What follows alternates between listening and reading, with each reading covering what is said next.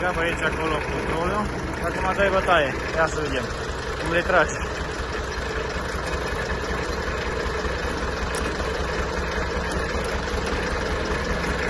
Ca să nu mai ne chinuim. Și vin lemnul că le încet. Uite, și alea le-am tras, și alea. Tragem din verde. Pus tractorul aici la umbră. Tractorul merge la relantiu să tragă aer rece.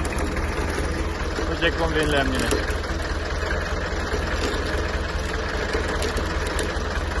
Hai.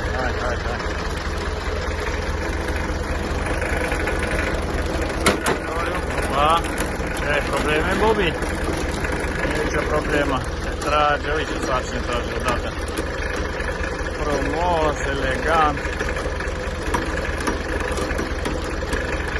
Să nu le mai carci cu schinarea, ca să-ți rupă schinarea.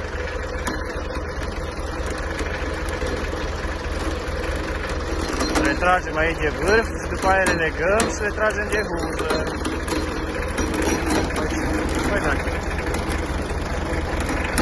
Are băietul o putere. Ia, ce părere aveți? Bun, nu? Bun, hai.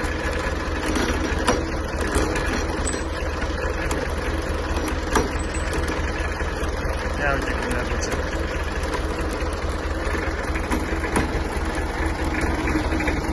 Rolul este crasă.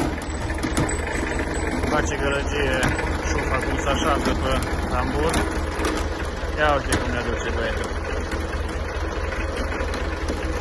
Opa! Hai, opa! Gata, oprim.